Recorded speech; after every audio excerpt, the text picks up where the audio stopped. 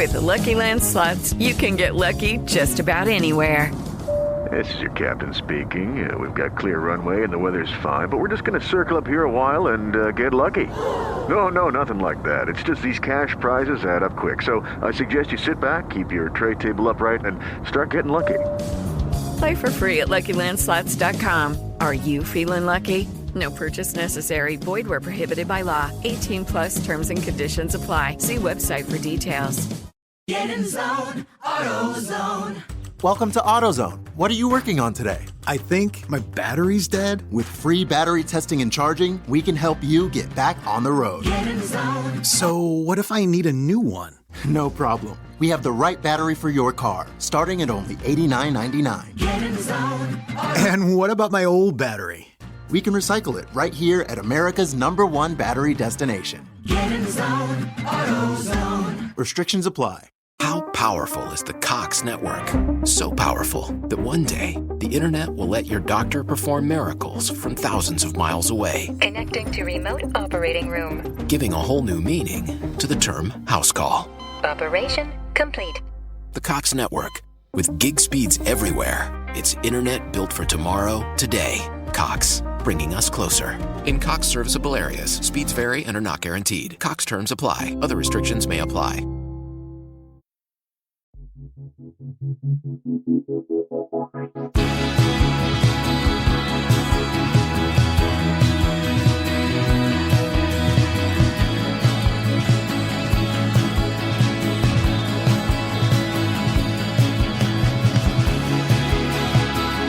You're listening to 100 Words or Less with Ray Harkins.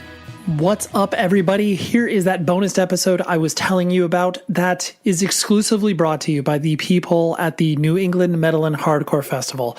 They were kind souls, flew me out to that thing, put me up, gave me a spot to record these conversations, and this is the last one of the bunch with none other than Jordan Jenkins from the hardcore band based in the Los Angeles area called Momentum. I was, very happy to have this conversation. It's obviously in the middle of a room where there's a bunch of other people, but that just adds to the vibe. It makes it great. But Momentum is a great hardcore band, just doing everything right as far as I'm concerned in regards to, just touring, putting out music, and just being a band, being a really good band, and really supportive over their friends and bands they tour with. They're just they're just always gassing each other up as far as people in that area, so to speak. So, anyways, Jordan was a great chat, and he blew my mind a couple of times because I didn't know he came from, this crew of kids that I knew back in the day. And anyways, it's super, super fun. So here is my discussion with Jordan Jenkins, brought to you exclusively by the fine people at New England Metal and Hardcore Festival. Please dive into the show notes here and you will be able to, follow along in their social media profiles. Just click on the links there and you will be able to check out what they have brewing, because they for sure are going to come out with a banger lineup for next year, because this year was so good. So anyways, here is my conversation with Jordan Jenkins from Momentum.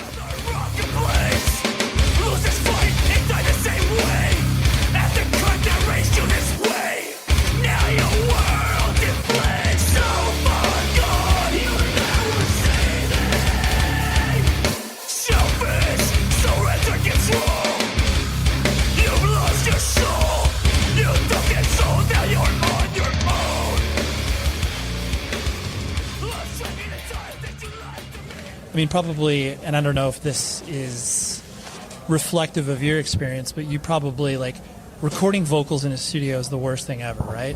Or do you like it? So whenever we do it at the pit, the only thing that's wrong is that it's hot as fuck.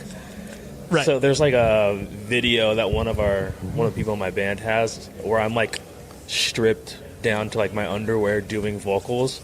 Just dying because it's so hot. It's right. so hot. But if that were fixed, you genuinely like recording vocals in the studio. Yeah. Cool. Yeah, That's do. good. That's good. Yeah. I hate for the bands that I played in, it just feels, it's not so much the process of, but I'm sure you experienced this too, where you're sitting there dying of, sweating, like yelling some lyrics, and then you go into the room and people are like, did you say monkey butt fart there? And you're just like, I'm dying over here, and I want some validation. Yeah. And then people are just like, totally taking the piss out of you. In the first EP, it was kind of like, what are you doing? And then towards the end, when we did the LP, a lot of it was like one take. That's great. Yeah. Did you double the vocals, though, after that? Or you did for certain parts, maybe? Certain parts we did doubles. I wanted to double the entire record. Right. But Taylor was like, I'm not doing that. He's like, let me be your producer. Yeah. You don't need this. Yeah, I was like, okay. Yeah. All right, fine. You're like, I will listen to you. You are a seasoned veteran, whereas I'm still a child when it comes to recording. Yeah, so, yeah. But, when we came to the LP, a lot of it was one take. That's good. That makes your job easier, obviously. And it gets everybody talks about that idea of being like, we want to be truly authentic to like the live experience, so we're only going to do like one or two takes, but like you really were just doing it. Yeah, because then I was like, Taylor, does this sound good? He goes, you're a professional. You're doing a great job. Just remember that. And I was like, thanks. Oh. Yeah. I guess I am if you think about it. So. Totally, yeah. You pat me on the back, and that's like, and honestly, that's the sort of feedback, especially because like doing vocals in the studio is like pretty vulnerable. Like, you're just in there by yourself, like yelling at a microphone, and so you do need that pat in the back occasionally to be like, okay, I'm not ruining the whole record right now. Like everybody else has done their parts, it sounds great, and then I'm here just acting like an idiot yelling over this. So he that was like a kind of like changed my mindset about everything to where I was thinking like, oh, this is for fun. Yep. To like, oh fuck, like I'm kind of at work, So like, do the best job you can. Right. And then when he said like, you're a professional, you're doing a great job, I was like, oh fuck. Yeah, it triggered something in you. Yeah, exactly. That's cool. Well, and sometimes you do need to, when you are taking something, more seriously. Like, of course, all of us feel like it's like, why are people even paying attention to my band? Like, there's that self-deprecation that always comes about. Oh, yeah. Imposter syndrome, whatever. But, like, when you do, you're like, hey, I'm going to take it seriously, whatever that may mean. Just the mindset can definitely help you propel forward. Oh, yeah. I feel like every person who's in a band, whenever they finish a song or a new record, they immediately hate it after, because when it's all mastered and out, you're like, oh man, I could have changed this part or that part, or I could have done this with my vocals. Every guy I talk to in a band says the same thing. Yep. But I think that's only something you get once you do it. Yeah. Totally. Like from the outsider, you think like, oh, this record's perfect. Yep. But then you talk to the person in the band, and they're like, nah, I fucking hate it. Of course. They're like, I can't even begin to tell you how much this sucks. Like, I don't even listen to that record anymore. Yeah, that's dead and buried, yeah. Especially even if the idea of, like, listening to, 2 records ago or whatever, you'd be like, oh, my, no, I was a child then or whatever. Like, I had no idea what I was doing. Now I'm so much more advanced. Yeah, exactly. I realize this is a big sort of question/topic to start off with, but you've been involved in hardcore for a decent amount of time and watching it evolve over the years. Now where we're sitting in 2023, hardcore is like the most popular it literally has ever been. Oh yeah, it's crazy. Right. And so watching it evolve to where it's at now, like, does it excite you? Does it come with, baggage? Like, what's your sort of, take/observation on it? I think after COVID, shit really changed, because I think it was people being at home, and then like TikTok being so popular with like younger kids. Absolutely. Where it brought out so many like actual like children, like kid, like of course it's fucking crazy, because for so long when I was going, when I started going to shows, I was always the youngest person there, because I started going at like 10 or 11 years old. So I was always the youngest guy, no matter what. Right. And then, like, I felt that way up until I was like 18, And then out of nowhere, all these fucking new kids just fucking showed up. Yeah. And I was like, where the hell did you come from? But it's like, I think you could be really jaded and be like, fuck these new kids. But then, like, when you take a step back and you think about it, it's like, I don't understand why anybody would have that stance, because it does so much for your scene. Like, for the guy booking the show, for the bands playing the show, you have all these fucking new kids who also don't give a shit about looking cool. They're there to have fun. And in LA, I feel like for a while, it was all about looking cool, you know, before all these new kids showed up. And I think that's why I really liked Louisville, playing Louisville so much. Because all the kids there just cared about being at the show, not being the cool person at the show. Of course. You know? And people who want to be cool tend to not fucking do anything at the show. They just go to show up. And Louisville's not like that. And now that there's just like new wave of kids, they just want to fucking have a really, really good time, and they don't give a fuck. Right. The scene politics or anything that exists. Yeah, exactly. Like, dude, none of that shit exists with them, and it's so weird to think about. Yeah. Right. It's like the idea. I mean, I've always articulated the difference, like, and I'm sure your parents or other, you know, people that don't know the difference between, you know, a show and a concert. Yeah. Where it's like, yes, those are two different things. Like, a show is this level and a concert is, you know, Taylor Swift or whatever. Yeah. But it's like kids that are going to what we would define as shows are viewing it as concerts, just in the simple interaction. Like you said, I'm just showing up at a place like, oh, I like these three bands and they happen to be playing together at Chain or whatever. Yeah. This is what I got. Yeah. Yeah, I feel like kind of the same thing. Like, maybe they don't understand fully how it used to be back in the day. Of where, course. Like, you went to go see your friend's band on a Wednesday, and there was maybe 20 people there. Of course. You know? Because now every show is fucking popping off. In LA, at least. Like, every show is fucking massive now. Yep. Where it was not like that. It was not like that at all for a while. You'd go to the Cobalt on a Thursday night, and you'd have 15 people there and be like, this is pretty good. That's crazy, you know, the Cobalt. That's fucking... Oh, dude. Played one too many shows there in a positive way. But yeah there's like... when you do have those type of venues that it's like I mean, of course, many of those shows there were the awful pay-to-play shows and all that sort of stuff. But when you do, like, have something on a Thursday night where there's 20 people that show up, you're like, wow, this is pretty big. Yeah. And then now that's like a whole different ballgame. It's also funny because, like, I think about when I first started going, and I would go see my friends' bands who would do those, like, pre-sale shows. But they were so about, like, their little tight-knit community that the shows were fucking sick. Sure. And there would be, like, 200 kids at, like, Chain. Of course. Wednesday night. Yep. And then, like, I feel after that, like, a lot of those people, you know, grew up. Of course. Shit just, like, got really stagnant, and LA was kind of like whatever. Yep. And then it's now picking back up, like, better than ever. Yeah. So, like, even the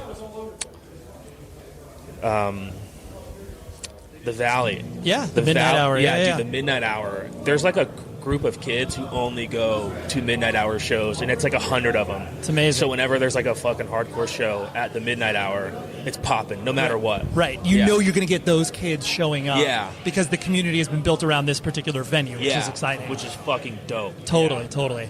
You and you mentioned, you know, going to shows 10 or 11 years old.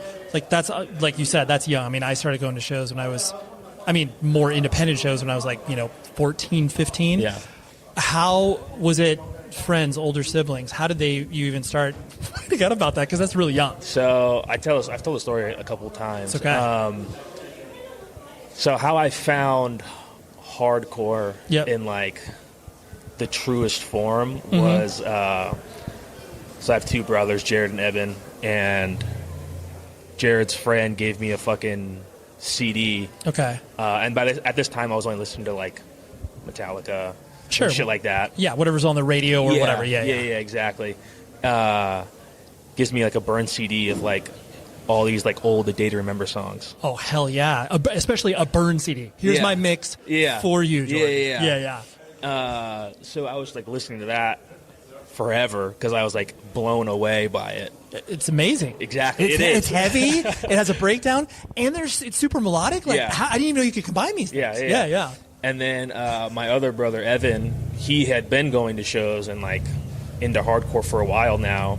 And we had like our family computer. Sure. And he like opens the door. He's like, "What the fuck are you listening to?"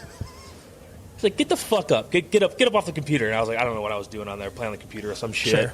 And he's like, "Get up." Logs into his MySpace, and he starts going down his the MySpace playlist. Oh, yeah. And so it was like Half Heart, Guns Up, Down to Nothing. Oh, there we go. And then like local bands like Seven Front War, Stand My Brothers. Okay. Until the End, shit like that. Yep. So that was my introduction into like real hardcore, quote unquote. Right. So that was how I found it, and then I showed that to like my friends who I hung out with all the time, and then one of them was old enough to drive, so we would like, I think we would just like go to Chain. Yeah. Chain had their website, and like they would have the flyers. Of course. And under every flyer, it would have like the genre. The genre, yeah. So if it said like hardcore or like any kind of core, because it would be like hardcore, deathcore, metalcore. Of course. I went. Yeah. No matter what. And back then, a show ticket was $10. Yep. And a shirt was $10. So I would just like save all of my fucking lunch money. Lunch money, right. And by Friday, I had $20. Here's my evening. Yeah. There we go, baby. So I had enough money to get into the show and enough money to buy a shirt at the end. Right. That's So, incredible. Yeah, that's how it started. And that's incredible, too, that you were, because, I mean, yeah, usually when you're that age, like the access to things is really difficult because you don't have transportation. Like, yeah. But you being able to go to those shows and like understanding the simple, economics, like you said, saving up those $5, Yeah. like all of those things made you like, you pretty much had no choice but to be like really committed to it because you were involved so early. Yeah. And then my brother wouldn't take me at all. I depend on my friends because my brother was like, "No, man, you got to earn it." And that's another thing I think that these like new kids don't get. Of course. Is that like this shit used to be kept so hard. Yeah. But it made you appreciate it because like when you earn something, you like care for it so much more versus when you're like given something. Of course. You kind of don't care about it as much. It's that double-edged sword where you're like, okay, the influx of new people to whatever scene, you're only going to maybe, quote-unquote, keep like 5% of them because other people are going to be tourists and come through, and that's totally fine. But, yeah, on the other end where you're just like, those 5%, like, you want them to, be committed, whether it's like, doing photos or shows, starting a band, whatever, like doing something more to give back. So I totally understand where you're coming from. Yeah. I don't know if I would have agreed with your brother's stance on like, I'm not giving you a ride to this show. Like that seems so hard. Like, come on, he's 11 years old, just wants to go to Chain. Like, come on. He wanted me to make sure that I was serious about it. Of course, right? Yeah, because like he was also getting in fights all the time, and there was like crew shit with like small groups of people. I wouldn't even really call it crews, just like groups crew adjacent. Yeah. Yes. People beefing all the time, and he was like, "Yeah, I got into a fight here, I got into a fight there." Like, I think he just didn't want me to experience that so young, and then like possibly get hurt in the process. Absolutely. Because I wasn't small for like 11. Sure. You know what I mean? I probably looked like I was 14, 15. Yeah, you had the mustache you have right now. Exactly. You're like, I could pass for 16 I was as 11. 230 pounds back then too. So I think he just didn't want me to like get hurt, not understanding what was going on. Get exposed to that. Sure, exactly. Yeah. He was smart. Sure. For being, I don't know how old he was at the right, time, he was 16. He was protective for a reason. So I get that. Yeah, but then I started going. I was going like 2-3 shows a week. Yeah. Every week for like ever. Yeah. Now. And then we started going to shows together and stuff. Right. He's like, you passed the test. Right? Yeah, exactly. You've done like, maybe I don't agree with the shows you're going to, but you're at least committed to it. Where it's just like, you don't need to. Do you really need to see Fight Everyone for the 40th time? Like, dude, I wish I saw Fight Everyone. I didn't know what your era was. Dude, so I wish I saw Fight Everyone. Are you fucking serious? I mean, the local Cobalt House hardcore band. So yeah. Dude, I wish I could have seen Casualties of War. Are you fucking kidding me? Oh man, deep Cobalt cuts. And so, were you, when you started, obviously getting completely immersed in it, going to shows and stuff like that? Did you want to play in a band right away, or was that something you had to work your way up to? I mean, knowing that you're 11 years old, you can't really that's hard to start a band at that age. Dude, I always wanted to be in a band. Okay, and then I never thought I would do this kind of stuff. Yeah, touring, putting out records. Yeah, it's not real until it is. Sure. So yeah, I always wanted to do it, and then getting to do all the shit that we've done now is fucking crazy to think about. Sure. It's especially when you put it in the context of just this is you, your friends doing something creative and fun, and the fact that people show up, buy records or whatever, you're just this is I just expected this to be a pocket of my 50 closest friends to the band or whatever. Yeah. And so it's good. Yeah, it's at the point now where the last tour we did, we would have to sign autographs every night. Sure. People would ask for it. Yeah. And it's so weird. It's so weird. Sure. It's so fucking weird. But right. I don't know. I'll fucking do it. Well, yeah. Last thing you want to do is bum someone out when they're just that's their way of affection. It's I really I like your band, so I want this. And yeah. Do you know how much this is worth? Negative $4. I'm ruining your record. Exactly. Me signing the record is devaluing this. I don't know if you're gonna get less money on Discogs if you fucking sell this thing. Totally. This is, but thank you nonetheless. You're not gonna be there to bum those people out. And kind of on that topic where I'm sure you had an idea of what touring was maybe going to be like. What, as you started to get out there more, with Momentum and maybe even prior tours to that, what was surprising to you about touring? Was everything kind of what you thought it was going to be, or were there things that was wow, I didn't expect that? I think it was probably our first summer tour. Okay. Because I toured with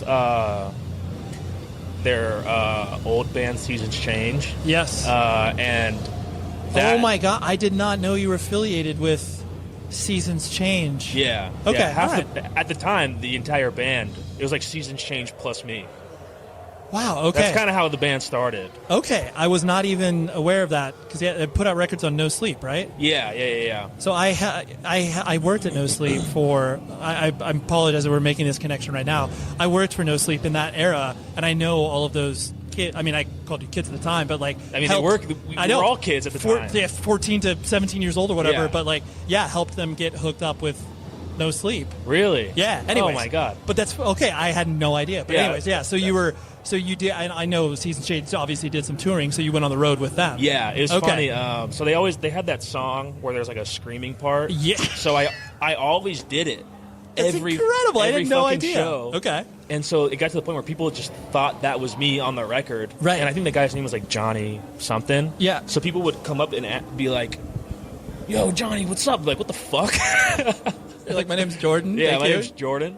And then I had just gotten my first real job. Okay. Where I had spending money. Sure. And I got called off of work for 2 days, and then that led into the weekend. Okay. And I was like, fuck it, Seasons Change is playing in San Diego, and then Vegas, and then Arizona. Sure. I got my friend who was working with me. I was like, yo, you want to fucking go follow them? Right, you want to roll out? Just go hang out for 2-3 days, because we had the money at the time, Sure. So we went and did that, and then Anthony was like, yo, we're starting this crossover band. And I was like, let me sing for it, please. He's like, I'm down. I'm fucking down. And then I was like, what are you going to call it? He's like, oh, we're going to call it Bliss. Right. And I was like, that's fucking so cool. Yeah. And then so did that tour, and then we were talking to one of our friends about it after the tour at a show. And it was Tom from Vatican. Okay, yeah. He was like, oh, you can't call your band Bliss. We're like, why? He's like, there's some band from like the fucking decades ago who has that copyrighted and sues everyone immediately. So we changed the name to Momentum. That's incredible. I had no. This is making me even more excited to meet you right now for all those random connections. Well, and so anyway, going back to the question. So, like, was tour what you expected? Like, as you started to get involved? The winter tour was crazy. Yep.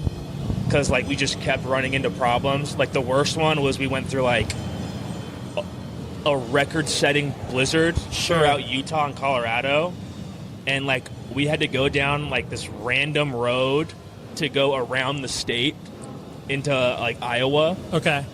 And there was like cars flipped over, snowed out in like the ravine. Yep. And then our headlights stopped working. So we had to have like our iPhone lights out the window. Oh my god! Yeah, crazy. Just a train wreck. And then we're like, "Yo, we can't do this. We have to like stay somewhere." So we found a hotel called It'll Do. Yep. And stayed there. Wow, It'll Do. That's amazing. And then the first summer tour, like I couldn't believe like humidity. Sure, right. Yeah, you're like, I know what LA hot is like. This is a different hot. Dude, it sucked because we had to drive like a Chevy Astro van with one bench, our entire back line, and then all 5 of us and Gabe. And drive that to Oklahoma, go pick up a fucking 12-passenger, so an extra bench. Sure. And then drive from there to Wisconsin or Milwaukee. Sure. And it was like, dude, 90 degrees outside, like 100% humidity. Just dying. I could not believe how bad humidity was in experiencing that for the first time. I was like, there's no way this is real and people live here. Right. Like, why? Yeah. You guys, you can move, right? Like, you don't need to live here. Right. Yeah. It is. I mean, it sounds so stupid to like talk about weather and touring, but like, it really slaps you. Like, and when you don't consider it, like winter tours or whatever, like, and then you encounter what you did, you're just like, oh, this is why bands don't like touring during this time. Like, this is why bands don't do this or whatever. It's like, it becomes very real. It's for sure hard, dude. Absolutely. It's fucking hard. Yeah. So. It takes a lot of effort. The similar, or on the topic of kind of what we were talking about at the beginning when you were saying, like, your brother protecting you, violence at shows and stuff like that, hardcore has always obviously had a side of menace to it, whether it was like, violence, like fighting at shows. Obviously, it's far less now, but it still exists. And like, it seems like you're not promoting violence, but you are comfortable with it. Yeah. If that makes sense. And like, is it one of those things where you like to have that element of it in the band, as far as just like, not like you're going to go out there and beat people up or whatever, but just like that element of menace? Like, is that, I guess, intentional, or is that just comes because obviously people are like, oh yeah, like, you're big or whatever. Oh, you play songs with your shirt off or whatever, like, or is that just like just part and parcel of obviously what the band kind of is going for? I mean, it's kind of funny because like none of the songs are really like about that. Yeah, you know, right? But I feel like that's more about the energy you bring on stage that gets people like that. Sure. So in my head, I always feel like the more I give out, I hope to receive at least half. Sure. So however that's translated, I hope it's violent. Yeah. Because like when I was at shows, I like only cared about moshing. Right. I didn't know half the bands I was seeing. I just knew that there was a fucking breakdown happening. Of course. And I'm going to fucking spin kick and flail and like do whatever, because I was fucking young and I was angry. Yeah.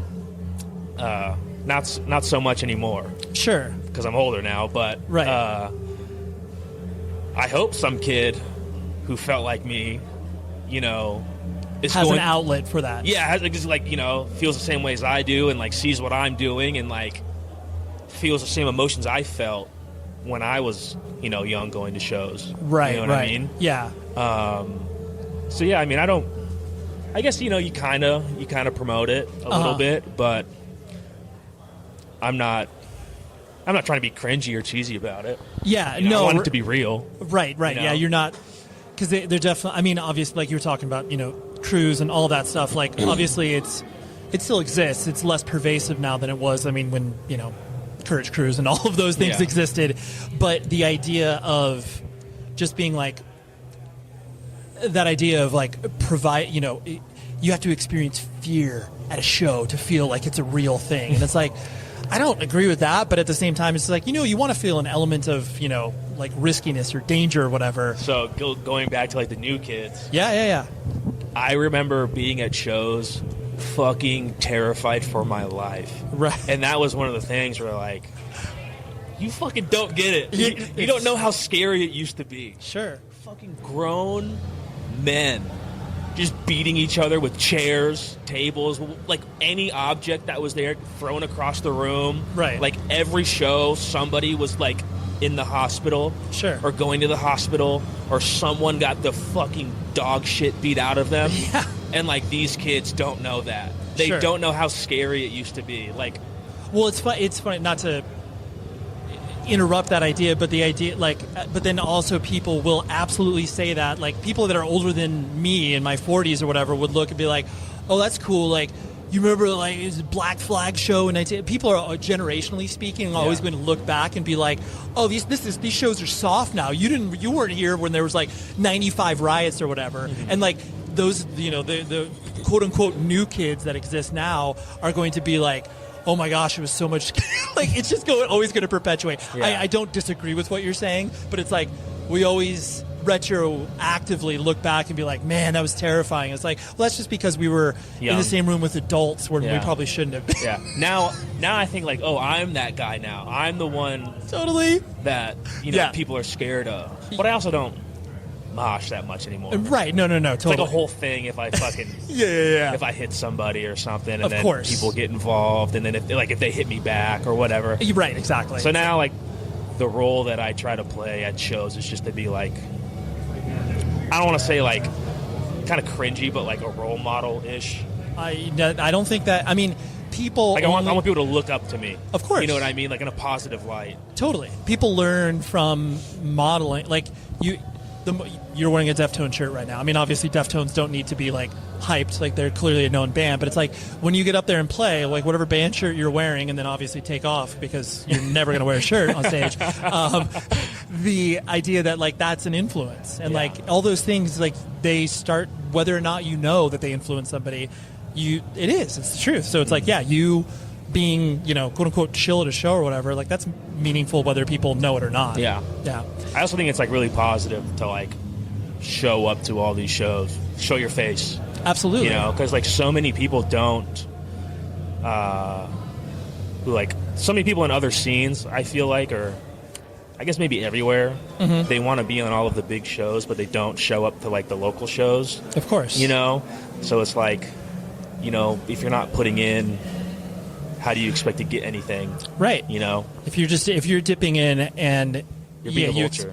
Totally. Yeah. And people are you're like, oh, why aren't you coming out to my shows? It's like, well, because I haven't seen you for a year. Yeah.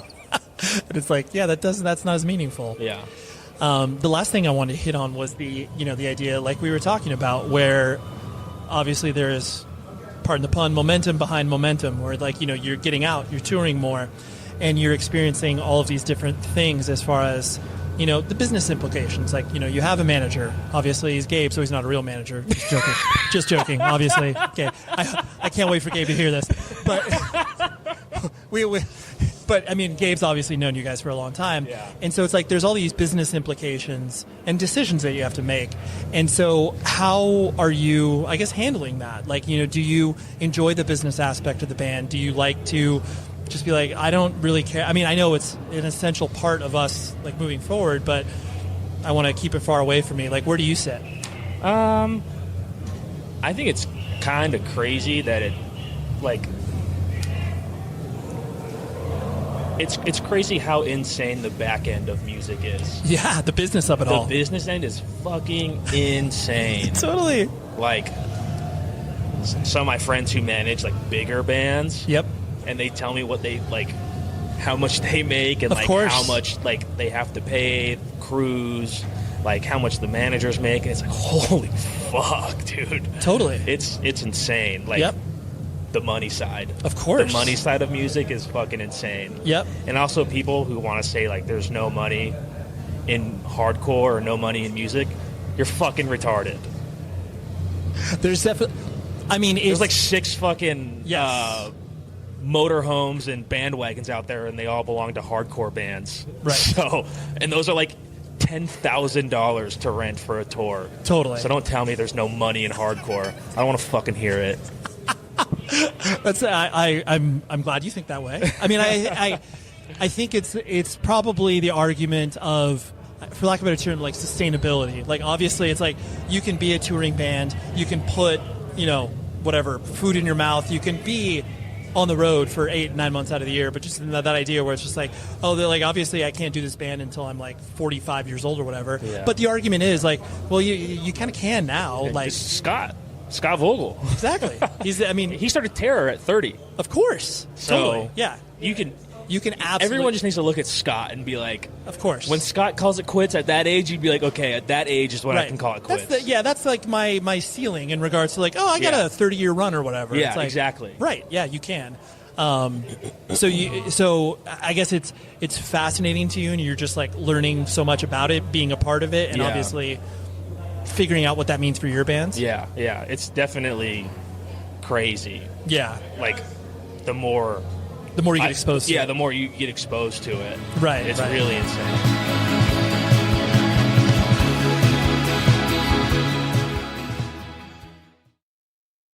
Lucky Land Casino, asking people, what's the weirdest place you've gotten lucky? Lucky? In line at the deli, I guess? Aha, in my dentist's office.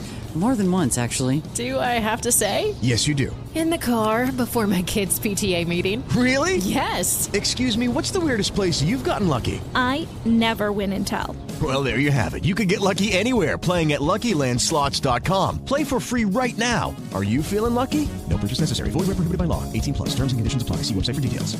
Be dazzled this holiday season by Northern Virginia's largest drive-through light show at Bull Run Festival of Lights. Celebrate the holidays as a family while staying warm and cozy. Drive the festival route from the comfort of your car.